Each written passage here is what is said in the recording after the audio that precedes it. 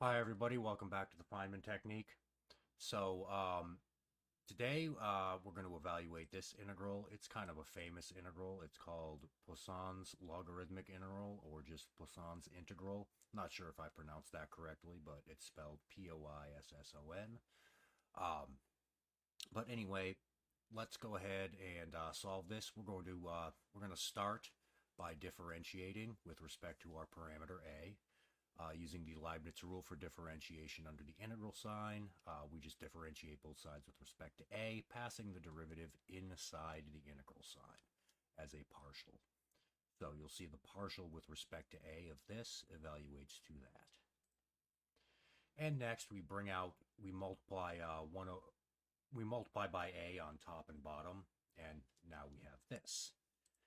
And then we're going to use that trick where we add one and subtract one from the top to just get back the same thing. So now we have this. All right, and then we can split that up into two separate equations after we already have a common denominator, so we split it like this. And you'll notice that this is going to evaluate to 1. So now we just have I prime of a is equal to this. Okay. And of course, this is going to evaluate to pi over a. So now we have I prime of a being equal to pi a times some constant in terms of a times a parameterized integral in terms of a. Okay. Now, let's pause for a minute. You'll notice we didn't do something we normally do, which is find an initial value by plugging in, let's say, a is equal to 0 in our original I of a. If we did that, we could find that I of 0 is equal to 0, but that's not actually going to be useful in this case. We're going to have to use another trick.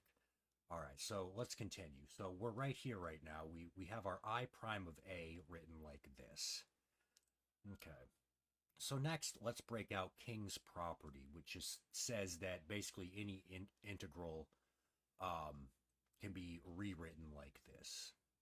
F of x from a to b is equal to f of a plus b minus x from a to b. Okay.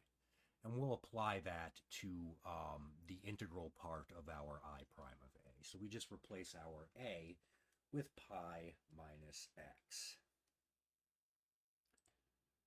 And our dx, of course, is going to, well, we actually didn't make a substitution. We just applied King's property. So it's simply equal to this integral. And cosine pi minus x is just the negative of cosine of x. So our integral in our I prime is now just equal to this. So we're going to factor out 1 over 2a, and now we have this. And this is a form we know. Any integral in this form evaluates to this. So we can plug 1 plus a squared over 2a in for k to find the value for our integral there. If our k is 1 plus a squared over 2a, then we have that our integral is equal to this right here. And we're going to have to do some simplification now. Okay. So what you can see is we just expanded the thing in blue here in our next step. We just expanded that. And then we express our 1 as 4a squared over 4a squared. So now we have this, and that factors into this, which turns into this. All right, now we have square roots of things that are squared. That screams absolute value. Okay, so if we take this and convert it into absolute values, you'll notice that it's going to look just like this, and then our a's are going to cancel. Okay. Let's see. All right. So now we substitute our thing in blue for what it previously was in black, and now we have I prime of a is equal to pi over a times this junk right here. Now let's figure out let's split our a values. Let's assume that a let's see. Let's assume that a is less than 1. If a is less than 1, then the thing inside here is going to be positive and we can just remove the absolute values. Okay, so all we do is remove the absolute values, and then we have this. And you'll notice that's going to cancel, and we find that I prime of a is equal to 0. Great. So I prime of a is equal to 0 for the absolute value of a less than 1. All right. So we found that this whole integral, or the derivative of the integral, is 0 for a less than 1. Right. Now let's go back to our original I of a. Okay, our original I of a, it should be written up here, but it is not. I hope you remember it. But all we're going to do is we're going to bring out an a squared. We're factoring out an a squared out of our original definition for I of a. And then we're going to split using the properties of logarithms. So now we have two separate integrals. Don't forget, we're working on I of a again right now. We already have that I prime of a is equal to 0 for absolute value of a less than 1. And now we're working on I of a again.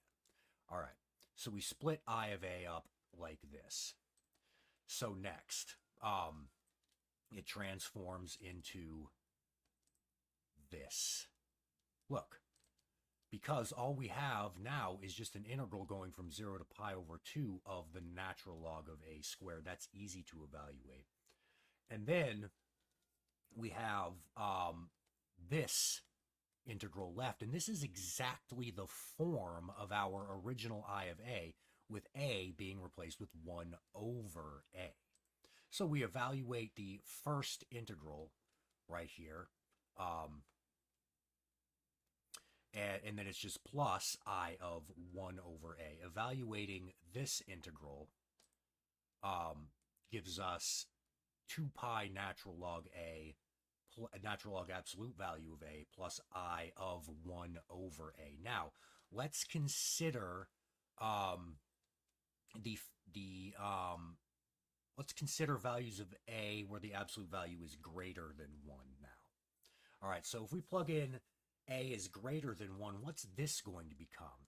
Well, if a is greater than 1, then 1 over a is strictly less than 1, and we know that I of a is 0 for the argument less than 1. So for a greater than 1, absolute value 1 over a is less than 1, which means that I of 1 over a is equal to 0.